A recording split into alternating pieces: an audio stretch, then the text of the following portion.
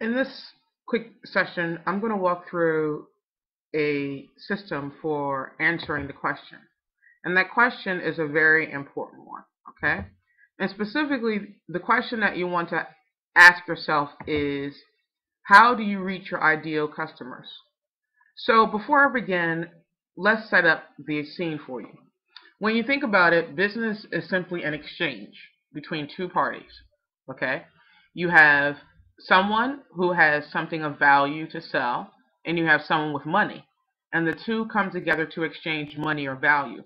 So ultimately, business is just an exchange of value for money.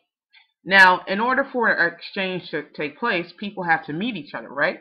And so traffic is nothing more than, or rather the process of generating traffic is nothing more than a two-step process where, really a three-step process where number one, you identify your ideal prospect, okay?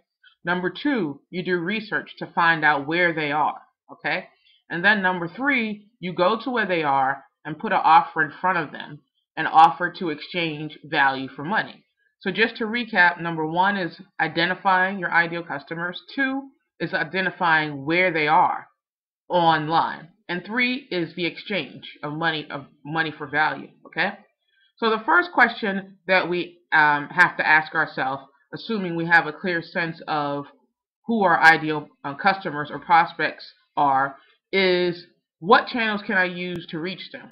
So as an example, assume you were selling, let's say, um, a treadmill. Well, you could have your product distributed in retail stores like Walmart.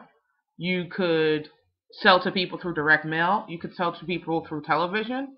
There are many different channels that you could sell offline to achieve that goal. Similarly, when we think about the exchange or business process online, there typically are four main communication channels where we can go and put our offer in front of people. Okay, so the first is pretty straightforward, which is display. Okay, when I say display, I simply mean an actual website that has traffic. So people talk about getting traffic from Facebook, or getting traffic from YouTube, or getting traffic from Google. Well, those are simply part of the display communications channel. Then there's mobile. You can reach people through SMS, okay? You can reach people through their mobile devices. You can reach people through push notifications. Then there's email. You can reach people while they're checking their email. You can send them an email, okay? You can even advertise there. If you can recall, companies like Hotmail got started by offering free email addresses and then giving and then at the end of each message they had a little advertising message which told people about Hotmail who didn't know about it, and people would click on that and sign up, and so it went viral. Fourthly, there's social feeds or inboxes. So when I say social, typically we think of Facebook or Twitter or the lesser known giant LinkedIn, and increasingly Pinterest. Most social platforms have an inbox, so you have a Facebook inbox, or you can direct message someone on Twitter, or you have a LinkedIn inbox. And we can reach people through that inbox as well. And so I define the social inbox and social feeds as a fourth channel, okay? So now we know the four main ways that we can reach people. And the next step is really about breaking down each of those four communications channels into some of the biggest players. So as an example, here is a mind map that walks through the different places that you would go about finding people on online. Like what I've done is basically, if you think about these four channels here, then I've gone out and pulled the names of some of the biggest players. So let's look at them. So we can think of marketplaces as the online equivalent of your big retail shops offline. So the Walmarts of the world, or the Best Buys of the world, or the Macy's of the world. A store is nothing but a place where people go specifically for the goal of a shopping activity. Okay, so when you think about it online, and it's very useful to have this frame of mind as you think about reaching your ideal prospects, people typically engage in four core activities. They shop or buy online, they socialize or entertain, they communicate, or they inform. And so ideally, what you want to do is identify all of the marketplaces where your ideal prospects go online, okay?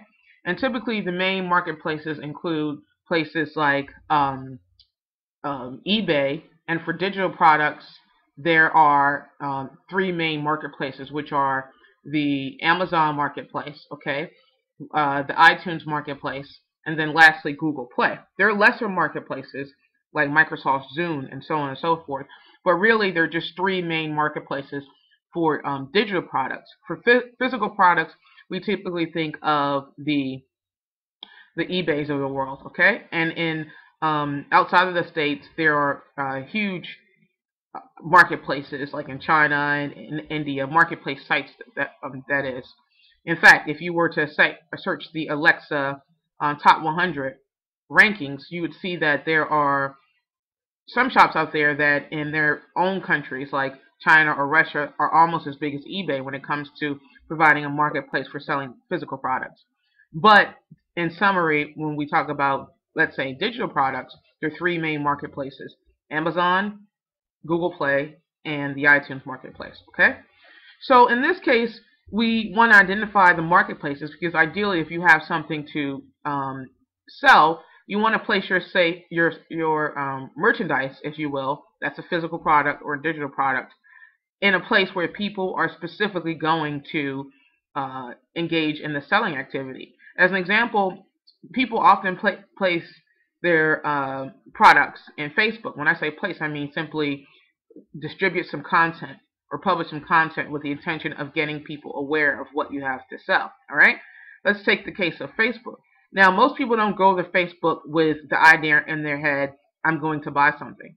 Now, people often do go there. They find something that's engaging and they generally buy, but they're not in that frame of mind.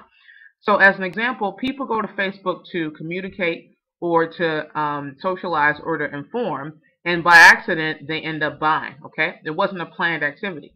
Now let's take the case of something like Amazon. People go to Amazon with the intention of shopping or buying.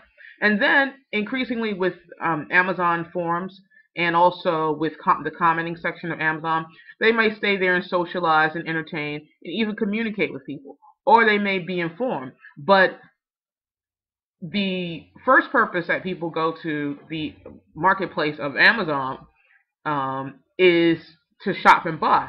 And so it's very important that we recognize, firstly, the online destinations where people are going with a specific goal of buying, okay? So when it comes to actually where the traffic is online, if you were to go to Alexa and look at the top sites, you'll have a really clear sense of where all the traffic is. I mean, you've heard of the 80-20 rule, and if you haven't, just to give you some insight, the 80-20 rule says it's actually been scientifically proven. It's not a theory. It's been shown across many different spheres of society, both in terms of how organisms on a microbiological level are constructed, or how businesses are constructed, how the salesperson who produces the most sales, it goes on and on and on. And the 80-20 rule basically says that 80% of your results comes from 20% of your efforts. So whatever you're doing, you should assume that of everything you might be doing, let's say you want to accomplish a goal of building a website, okay? And there are 10 steps to building a website, okay? Well, 2 of those 10 steps are going to be responsible for 80% of the results. So how does this apply to traffic? Well, in reality, 20% of the websites have 80% of the traffic. So it's very important for you to do 2 things. Number one, in general, have a clear understanding of the 20% online. So as an example, all of these brand names like Amazon, Facebook, Google, Twitter, Apple, LinkedIn, Microsoft, WordPress, Pinterest, all of these basically represent the 20% of the websites that have 80% of the traffic, okay? So that's why it's so important to have some presence in one or all of these websites, okay? But then when you break it down on a niche level, if you're selling health products, then 20% of the top health sites get 80% of the traffic. If you're selling business-related products, then 20% of the top business sites, okay, excuse me, have 80% of the traffic, okay? There are many different categories that you can and should spend time exploring on Alexa, and what you want to do is just basically have a clear understanding of where the traffic is. So if you were selling sports goods, then it would be very important for you to know, okay, who are the actual top sports sites, okay, because that's where most of the traffic is. The same thing goes for, let's say if I were selling real estate, okay, or a real estate related product, you would want to know where the top real estate sites are. You wouldn't want to know all of these names. And I guarantee you, just by putting a little effort into knowing where all the traffic is in your particular niche, you are going to be light years ahead of many of your competitors, because people just think, okay, Facebook, I need to be on Google, or I need to get top Google rankings, I need to be on Facebook, I need to be on Twitter. But in actuality, a lot of the niche sites are where you want to start off, because that's the targeted traffic. So to summarize what I've said, the first question you want to ask yourself fundamentally is, who am I trying to reach? Who is my ideal prospect or customer? Okay. The second question is, where are they? Just like if you were selling home improvement tools, you would want to know about the, how to get into the Home Depot. Okay. So similarly, you want to find out where the traffic is related to your particular target customer. And the reason why a lot of people fall short is because they don't even know who their target customer is. They're trying to sell to everyone, okay? So there's no wonder that they don't get success.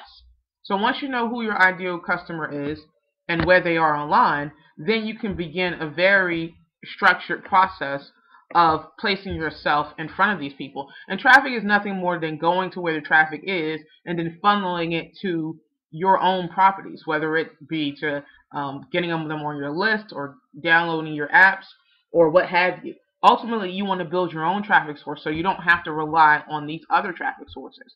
But that's something to discuss in another session. I hope that you found this useful. Find out who your ideal customers are. Find out where they are online.